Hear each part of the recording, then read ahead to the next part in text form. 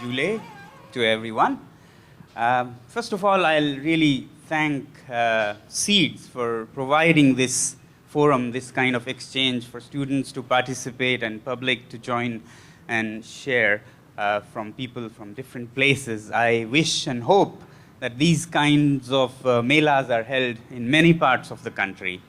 And I would also like to say that Leh, my place, which had this floods as we saw in one of the previous slides, the intervention, there were many, many interventions, and the one that Seeds had was, I feel, by far the most sensible and sensitive approach towards helping Ladakh. I pay for most of the approaches that were done, and I hope there is learning for next disaster that might, hopefully not, but will happen somewhere, sometime. I'll go towards the presentation of learning environments, where I'll be sharing some of our experience in both education and buildings architecture. I'm not an architect, so forgive me for trespassing in this domain. I am a mechanical engineer, and even that I didn't practice really. I got involved in educational reform, but while reforming education system, there was a point we saw that buildings needed to be reformed also, where schools for learning to happen. So that's how I got into designing and building environment-friendly, climate-responsive school buildings with earth and the sun. So that's the experience that I will be sharing with you today. Just to place ourselves, Ladakh is in the northernmost part, in Jammu and Kashmir, bordering on one side Tibet and the other side Pakistan. It's Trans-Himalayan, 11,000 feet. As you can see in the rain shadow, there's hardly any participation. Any green patches that you see are mostly human creation. Otherwise, nature has pretty much left us high and dry. So yeah, temperatures can go down to minus 30, 35 once in 10 years, 15 years, but generally minus 20 is very, very normal. Yet in these harsh climates, people didn't only survive, but a civilization prospered, thrived, flourished with an identity of its own. People have learned to take good care of every patch of land that is irrigable and have made oases in this otherwise called moonscape, which I felt was not really a great compliment because it speaks of the barrenness of it rather than anything else. People survived and flourished, but with modernization and rising aspirations of comfort and modern living, there are challenges. We are in a country that is hot. We are a microscopic minority in many aspects, even climatically, we are a minority. So there are very few technologies developed in this country for warming up, heating up the cold places. Already you're struggling with cooling the hot plains where most of India lives. So a place like this faces many challenges, and there's very little application of the science and technology you learn towards solving problems like this. So when we wanted to establish a nursery for sharing, innovating and sharing, technologies and solutions for a place like Ladakh, we were looking for a place that can be an example, that can show by living, that can be an innovation hub in a way, and a nursery for sharing with students, teachers, leaders, and so on. So roughly 20 years ago, we established this alternative institute, alternative school, half an hour's drive from Leh, the town, capital town. We started with, and I'll share with you how the approach is. I'll have a mix of some slides about architecture, buildings, and also about the school. This is a very different kind of school that we'll go through slowly. We knew that, a building has a big role to play in not only generally among people, but particularly among students.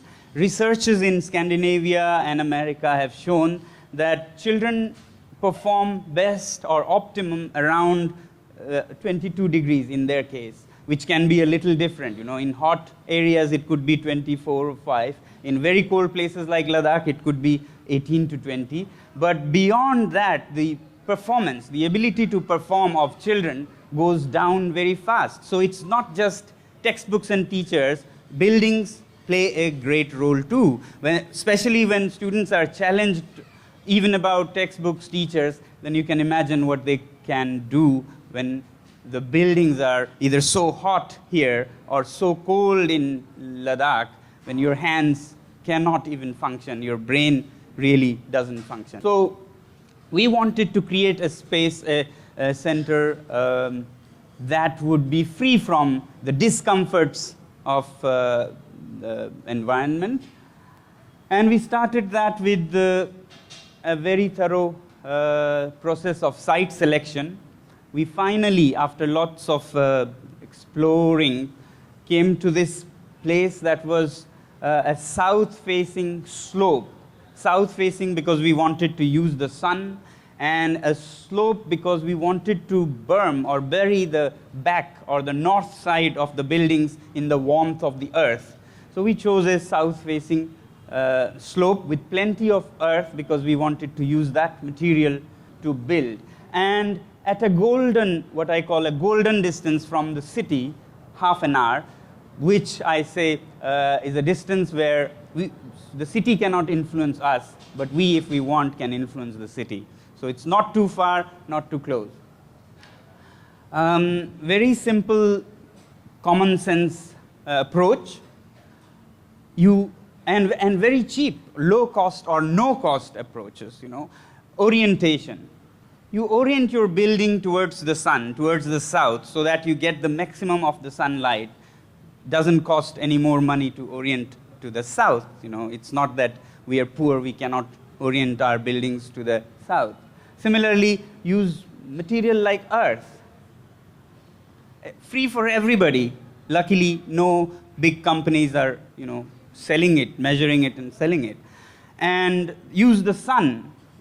Again, free for all. So if you have two hands, the sun and the earth, anybody can have a good, comfortable shelter. Perhaps more comfortable than many of us spend so much money. In Ladakh, there are people who spend so much money to build a house of cement concrete like in Delhi, and then they can't live in it in the winter, so they have to keep vacations to go out every winter.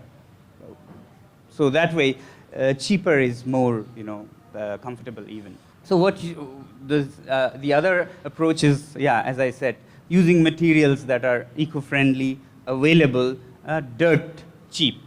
That's where the word, I think, phrase comes from. So it is that cheap. And nothing is brought on the site, nothing is left on the site. A basement that you build, or by digging your building in the slope, you get the material, and it is warm in winter and cool in summer.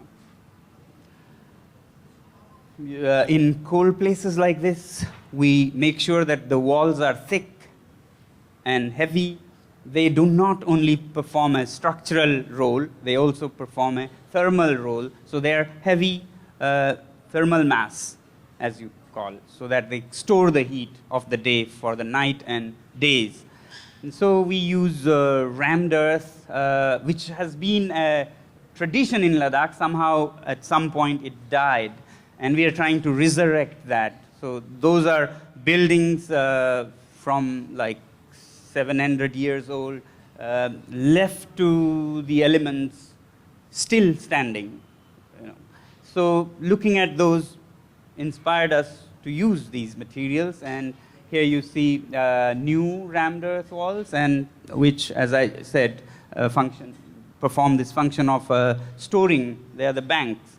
And then during the day, it absorbs, and during the night, these fat walls deliver it to the room. Now, it's not just enough to have the things to make a warm place, which will be like a laboratory product, you know. It has to be appealing, it has to be acceptable also. So the architecture need not be, you know, outlandish. So we try to take inspiration from ancient traditional buildings, and therefore all the elements are from traditional Ladakhi buildings and monasteries. For example, these skylights are a characteristic thing for all the monasteries, and these courtyards also, while at the same time using modern science and solar technology to make them warm. Then when you have big fat walls oriented towards the south, you need to capture, you capture the sun's heat, but you need to store it for the night or for the weeks to come even. And for that, you have to insulate the building. And for insulation, you generate a lot of insulation right on the site. You don't have to go for EPS, XPS, and all these industrial materials that are very well advertised, and therefore people go for them. But you generate a lot of insulation at the carpentry, where the people are making the doors and windows. So wood shavings, sawdust is very good insulation. So between the rafters in the bay, we used insulation as insulation, the wood shavings from the site. Similarly, between the jacket wall, these are twin-walled houses because it's very cold. So you have sawdust filled between the walls. Similarly, below the floors, you have to insulate everything. So much of the insulation is produced on the site. And when that is run out, we would use from the garbage, you know, paper. Crumpled paper is also a very good insulation. So all the students would crumple the paper waste that they generate. And when that also runs out, I was just joking yesterday and saying, textbooks. You know, some of those textbooks can play a good role only by keeping the children warm. So why not? This is the temperatures inside once you have the insulation and the orientation. These buildings stay an average 14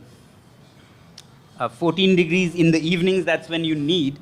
But at night, when it is minus 20 outside the minimum, then normally the minimum they would go down to is plus 10.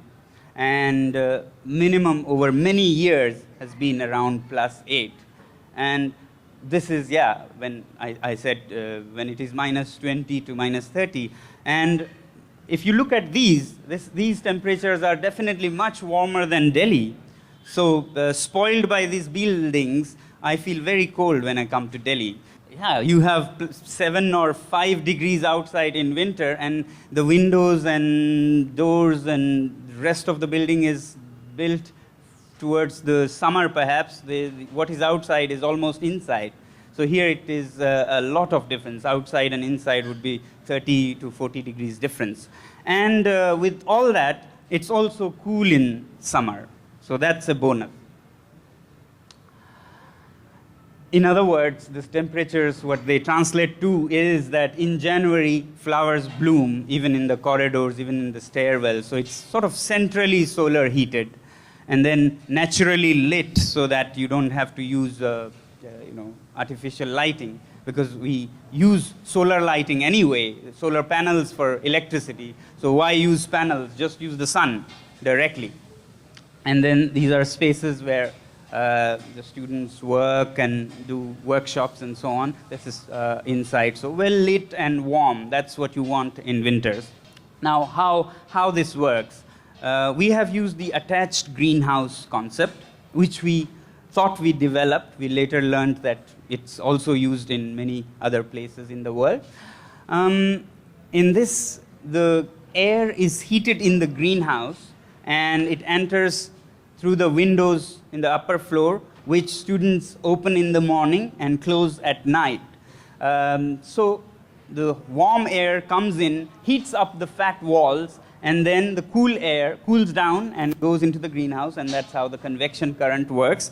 Now this stores the day's heat from the greenhouse into the walls of the house, which is then delivered to the rooms as the temperature goes down.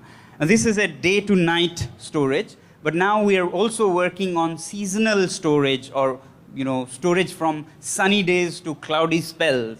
And for that we use this double envelope system, where the greenhouse is a part of the twin envelope, and the rock bank in the floor is also. So the warm air, when it is not yet very cold, say in August and September, you don't open the windows. The warm air goes through the false ceiling back to the big fat walls and warms it up, and also the rock bank below, and cools itself by then. And the cow sheds were built with mud vaults. It's woodless. There's no wood in it. It's a vault. It's a arch-like shape, and that shape takes the load, and you don't need any beams or any concrete. So again, shapes don't cost money. So it's not costlier to be green. It's actually cheaper.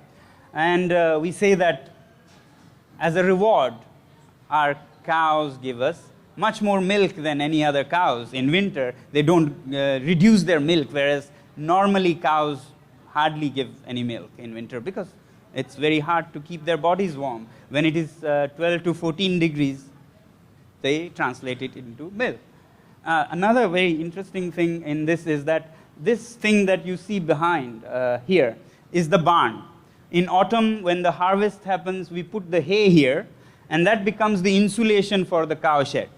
And there's a hole inside through which the feed, the fodder, is brought in. By spring, the food is finished. By spring, the need for insulation is finished, and the food becomes insulation in this case. Okay. So there are other rewards also of doing this kind of approach with solar mud buildings, I'm saying. Let's go this way. Let's say that color is solar mud buildings. The other is normal, conventional concrete or stone buildings. How it rewards us, I'm going to show you in a very rough calculation. So the cost per square foot of plinth area nowadays roughly is around 1,000 rupees when you build solar like we have built, and it is around 1,500 when you build with concrete and imported materials like cement, so on. So suppose we were building a small room. The cost of the room would be around 2.5 lakhs if you build with solar with mud, and it would be 3.5 lakhs if you build with concrete. Not very different, similar, just a little cheaper, you would say. But then if you look at cost of heating for 10 years in a place like Ladakh, or cost of cooling in Delhi, which we often ignore, it comes to, say, 10,000 rupees or negligible in the case of a solar building, because you would use any heating only on extreme days. But in the case of a concrete stone building, it comes to roughly 5 lakh rupees for similar level of heating as you get from the sun. And therefore, the cost of the building over 10 years, mind you, buildings last for 50 years or more, even over 10 years, the solar mud building costs this much, and the concrete building or stone building costs this much. This is also to say that the cost of this building can come from just the heating fuel budget of 10 years. So this is almost to say that, ask somebody, tell them that we'll give you a building free. Just don't pay anything for the building. Pay us the heating bill for next 10 years, and we'll give you a building free and keep a profit also. Anyway, coming back to the school a little bit. In this environment and this campus, the students study a little differently. First of all, I should mention that these students are students who have failed the system, students who have not been successful in their 10th class, and so we take those students. That's the qualification. You should have failed. and they are in the driving seat. They form a little government, they plan the next 2 months, and they do their goal settings, how they want to run this campus, how they want to do things here. And they learn by living. It's not through textbooks, but by living with nature, living sustainably. Students can get their own portfolios for every 2 months. Some would get dairy and milk production. Others would look after vegetables. Others would look after solar energy, greenhouses, kitchen and food supplies, and similarly solar electricity. And they produce their own food themselves, organic and healthy. And they make presentations every 2 months about what they learned, what they could do, couldn't do. These are the life skills, you know. It prepares them to communicate. It prepares them to be accountable to the people, transparency. All these things are learned by living and not through textbooks. Similarly, they do various things like food processing, to science, to radio. We used to have a campus radio, and they also have a campus times and newspaper. It's like a little country in a way, with a little government. And they often take independent projects. So our campus is solar. How about the nomads in the highlands? Can we make a tent, a rebo, that can be solar heated also? Projects like these. Or another project was to develop a solar vehicle that would be the transport being taken care of with sun.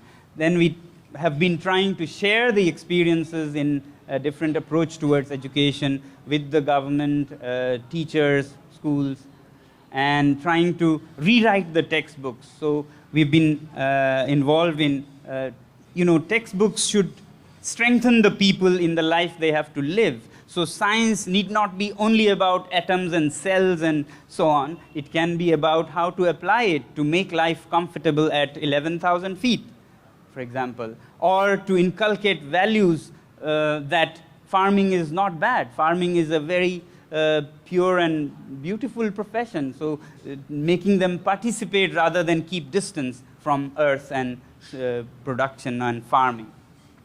So these textbooks are a medium of sharing it in the larger picture. Yeah, thank you very much.